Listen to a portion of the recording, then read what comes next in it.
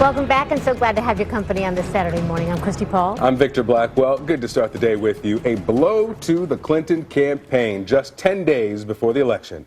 FBI Director James Comey announced this revelation that the Bureau is now reviewing a new batch of emails related to Clinton's personal server, potentially. But Comey is not explaining much about the discovery, only saying these emails could be pertinent to the investigation. Now, Hillary Clinton responded to the announcement, saying it is, quote, imperative that the Bureau explain this issue in question, whatever it is, without any delay. Donald Trump seizing on the issue as well. Hillary Clinton's corruption is on a scale we have never seen before. We must not let her take her criminal scheme into the Oval Office. I have great respect for the fact that the FBI and the Department of Justice are now willing to have the courage to right the horrible mistake that they made. Well, the Trump campaign, as we saw, they're seizing on these new details, while the Clinton campaign is criticizing the FBI for how it handled the letter notifying congressional leaders. Watch this. And he's in a terrible spot, Anderson. Had he sat on this information, he'd be criticized. And she learned about it the same time that everyone else did. But I guess if the director of the FBI was going to be sending a letter to 8 different Republican chairmen on Capitol Hill, it shouldn't be a surprise to anyone that it would leak out almost instantly.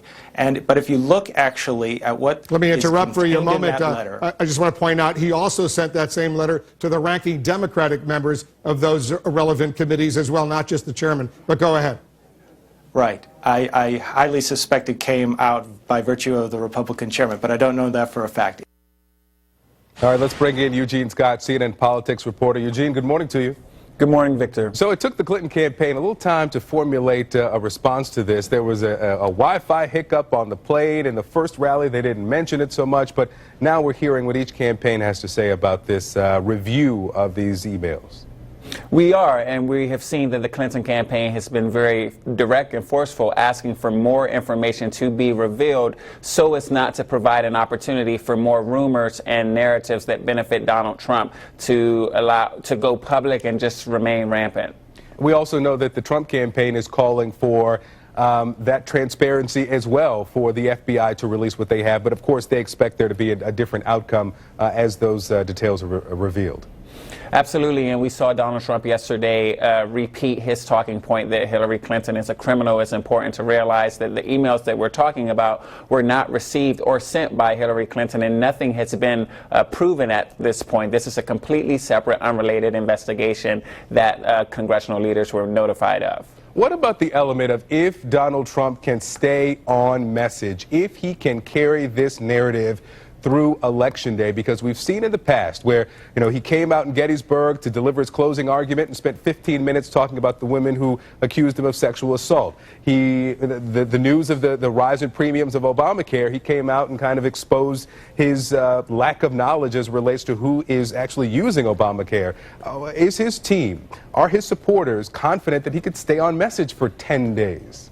Well, the question becomes, what is the message? These, again, aren't emails from Hillary Clinton or to anyone specifically. There's so many questions that remain unknown. I mean, the message, I guess, at best would be that there's this cloud of suspicion, but that's not anything new, and that's nothing that has kept some voters from supporting her who've already voted for her as early voters. Yeah, you make a good point there that there could be a significant gap between what this looks like and what this actually is. Eugene Scott for us there in Washington. Thanks so much. Thank you. So what exactly does this October surprise mean to the Clinton campaign just 10 days out? Maria Cardona with us now, CNN political commentator, Democratic strategist, and Hillary Clinton supporter, and Oliver McGee, a Trump advisor and Republican strategist and author of Jumping the Aisle, How I Became a Black Republican in the Age of Obama. Thank you both for being with us. It's good to have you here. Thanks, Christy. Sure. Maria, I do want to start with you. After the final debate, CNN asked debate watchers if the way that Hillary Clinton handled her emails were an indicator of her character and her ability to be president. And 64% of those respondents said yes. So what do you think she needs to do in light of this new information to try to help herself here? Well, I think she did what she needed to do yesterday, which was to call upon the FBI to release all of the information. Let's just realize how astounding this announcement was 11 days before a national election, where presumably there is an unwritten rule at the FBI and frankly at most law enforcement agencies, and I used to work at DOJ, so I know this, that this kind of announcement is never done at least 60 days before an election so as not to sway the election one way or the other. And the additional thing here is that Comey's own statement says they don't even really know what's in these emails, Christy. There could be nothing here. They could all be duplicates. There could be no classified information in this. They did not come from Hillary Clinton's server. They were not sent by Hillary Clinton. She was dragged into this by the misdeeds of a sexual pervert while she's running in the election of all of our lives against a multiple time accused and self-described sexual predator. So I think at the end of the day, the American voters will be smart about this and understand that she's running against somebody who's temperamentally unfit, wholly unqualified, and uniquely unprepared to be commander-in-chief. Yeah, there are a lot of questions as to why this came out the way it did, certainly. And Mr. McGee, I'm wondering, if the tables were turned, if information like this came out about Donald Trump, what do you think would it be fair game? Well, I think this election is really about, not about change, but it's about enough taxes, enough infrastructure crashes. We had 2 plane crashes today, and we even had Mike Pence's crash run off the runway. And it's about enough health care problems.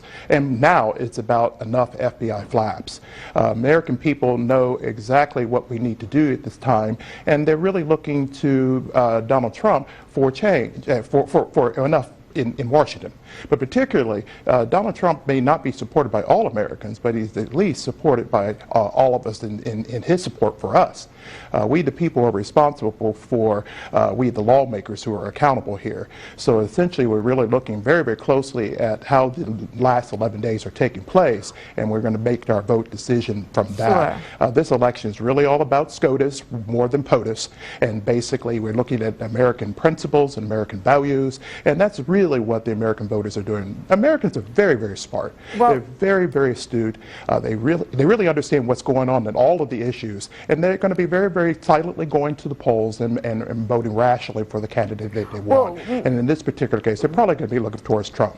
Well, Mr. McGee, there is, when we just talked about that, one of the polls, there's another poll out there, a recent poll by Bloomberg that shows Donald Trump has a 62% unfavorability rate. So when you look at that and you look at what's happening with Hillary Clinton, certainly Donald Trump cannot depend on people who may not support Hillary Clinton. He can't depend on them supporting him either. Is that correct? Well, I think yes. Well, yeah, yes and no. I think people are really not necessarily looking at the personalities between the two candidates. They're really looking at principles and issues. If you really look at how silent this election is, American people right now at this 11th hour is actually looking very, very closely at the issues. They really are concerned about their taxes. They're very, very concerned about the rising premiums in health care. They're very, very concerned about the infrastructure, the crumbling infrastructure. If we don't build that infrastructure strongly, America is going to crumble. It's going to lose its global prestige.